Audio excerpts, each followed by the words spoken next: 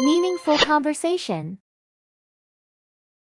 Assalamualaikum warahmatullahi wabarakatuh. Very good day. Thanks for tuning in. Okay, today I am actually at NHCCE National Human Capital Conference and Exhibition 2024 in MITEC.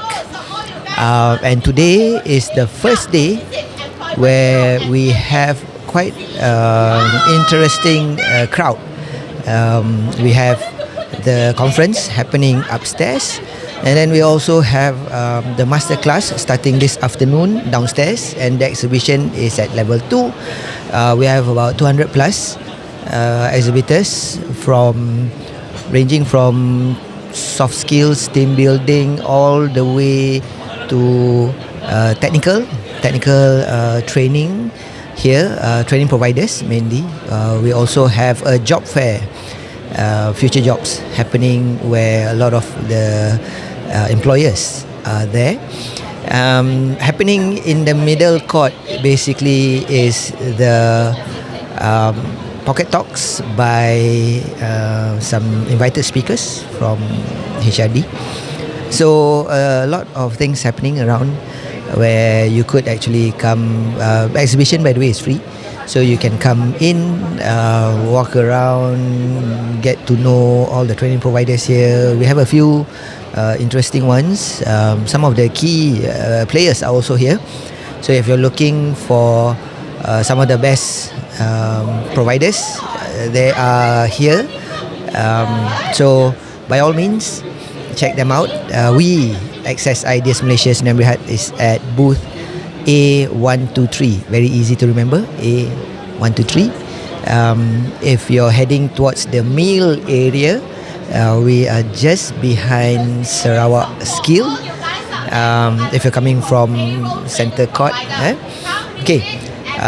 What we have here, basically, apart from introducing our presence in the industry, we also have a few things happening at our booth. One of it is, of course, this live recording of our podcast, which you will see the results of it on our YouTube channel.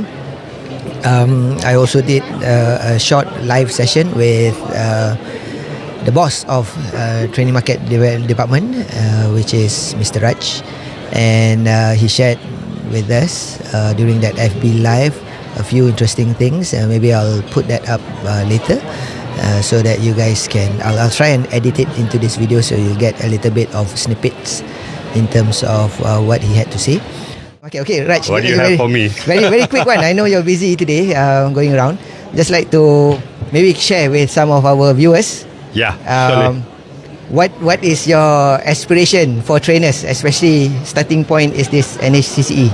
Oh, that's a whole lot of question, man. Trainers, right? As everyone is aware, we have implemented the Trainers Development Framework back in 2019, right? And continuously we have been emphasizing on the improvement, development, quality, enhancement, and how we could actually bring trainer to next level in Malaysian ecosystem context, right. L&D. All right. So what is next? What is coming? All right, we had 3 decades established under HRD Corp, the trainers framework, certification programs, and so on. So what is coming next is, trainers, don't forget, 1st January, you have to get your accreditation. That is the next step that you have to immediately do. Please don't forget the dates. Circular is on. And this time, implementation, it's going to be rolled out. No more extension. Don't ask for extension. Mantap. Okay, Raj, just a very quick one before you leave and go to other people's booth. I don't want to hog you here, but you were a national athlete. Correct. So coming from sports background, and then you further your studies into L&D. A lot of people out there, they always refer sports whenever, like, we do classes, leadership and whatnot, team building. We always talk about sports as a reference. Going through it yourself, how much does sports actually influence our training landscape? All right.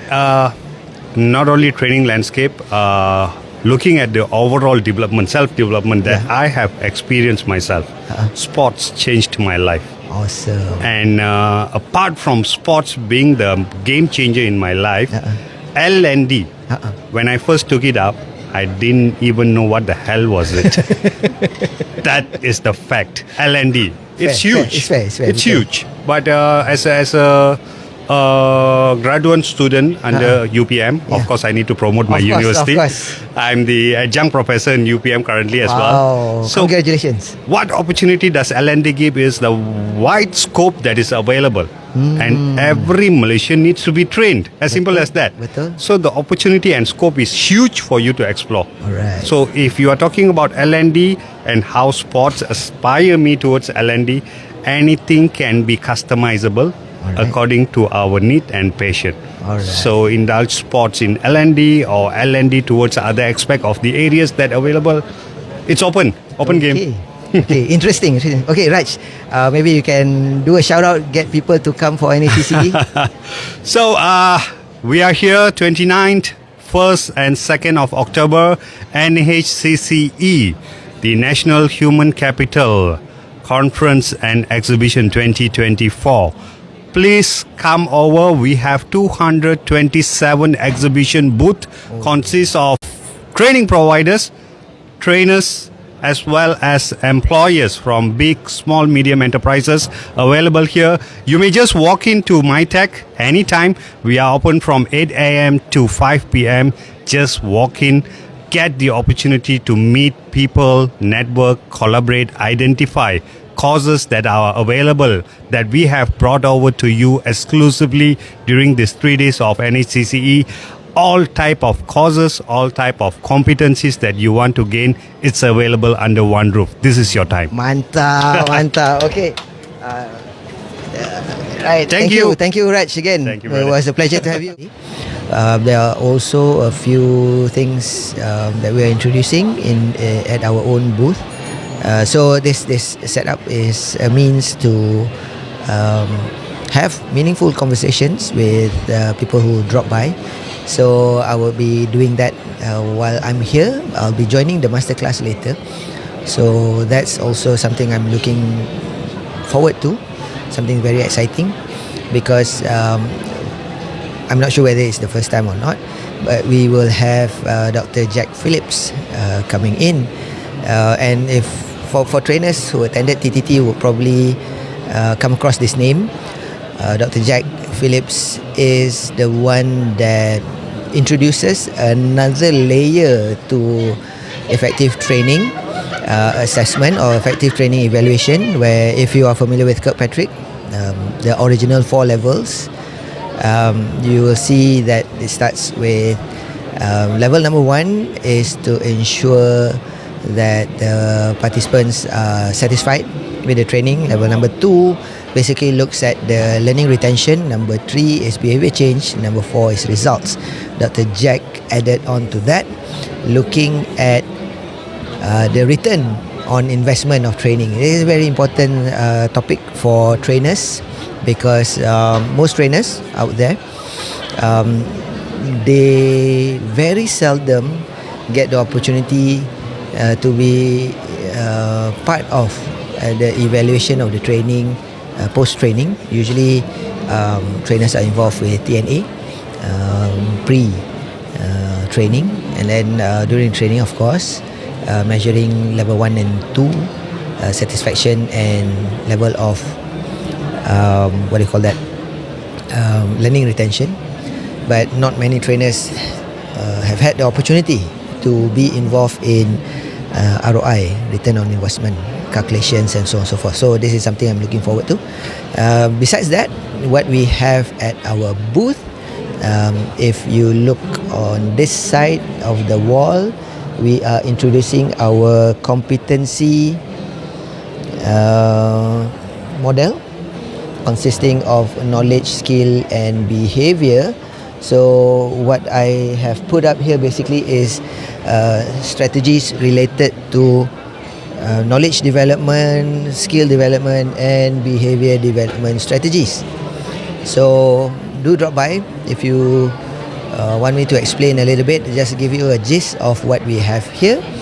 First is the competency model, looking at knowledge, skill, behavior instead of the typical knowledge, skill, attitude, because attitude is something that I personally believe is a bit more challenging to train compared to behavior. Behavior basically is your actions, where behaviors is much more measurable and observable. So with that, we have, let me just explain a little bit about the behavior right there. Yeah, that's the behavior model which I came across while doing some research related to, I'll let you know the inspiration behind it is Islamic studies, where if you notice how halal is being implemented or determined in Islam, food for example, what are the things that you cannot do, and so on and so forth. So from there I looked at the strategy and tried to put that in the context of behavior development. So we have 4 strategies, starting from regulation, where you regulate a certain behavior for a certain group of people. Then you go into best practices. These are things that you probably have gone through and found the better way of doing it. So that becomes a model, a behavior modeling approach. And then consensus, when you have the right key players or stakeholders involved in deciding what kind of behavior is required. And then of course the last part is developing the ability to have reasoning, so that you know whether or not certain behavior is acceptable in certain situations. So that is on the behavior development. Right here again, I'll just show you very quickly. So you have all the 4 things there. And then let me move on to skill. Skill development is what you have here. 6-step process on how to ensure that skill is being developed. So amongst other things, the first thing is understanding the fact that when you talk about skills, you need to be able to deconstruct the skill. You need to break it down into smaller pieces, smaller parts, and then you identify the hardest part so that you can prioritize which one to train first. Of course, the easier part you let them do and train, and then you move on to making things easier for the training itself by providing tools, supports, system and whatnot. Then moving on to number 4, practice the small parts, of course, gradually removing the support and basically going through the motion. So this is inspired, if you notice the picture right here, definitely is inspired by riding a bicycle actually. So if you notice, when we ride a bicycle, if you break down the skill sets of riding a bicycle, the first one being balance, and also the hardest one, pedaling, handling, brake. So looking at that as an example, I conjured up this 6-step process. Okay, so come to the booth. If you have some questions, I'll be glad to elaborate for you. Now the next one is the one that you see just behind me, is in terms of knowledge. So when you want to have knowledge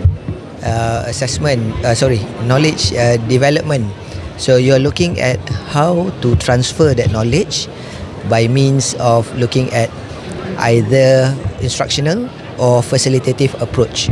So we have put up here a little bit of a guideline in terms of how you can observe which strategy to put in place. Okay, so that's a little bit on the competency side. On the other side of our booth, right about here, you will see our milestone. So a little bit of our milestone achievements over the years,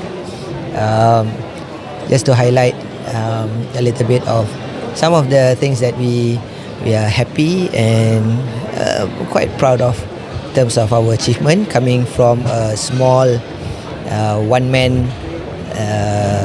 setup. Okay, going into what I consider as an active player in the market. Okay, so those are some of the things that we have at our booth. It's not just trying to introduce what we do. We are also looking at a little bit of educating people about training itself. Amongst other things, my team are here. They would be very happy to assist you if you have any particular questions in regards to any specific programs that you may have in mind. Okay, so that's it. If you are around, please drop by, and probably we have some meaningful conversation, and hopefully we can kick off that at our booth with some of the visitors. So if you're around, drop by. Okay, yeah, that's it from me. Thanks for tuning in. Assalamualaikum warahmatullahi wabarakatuh. Stay safe. This was an Access Ideas Malaysia production.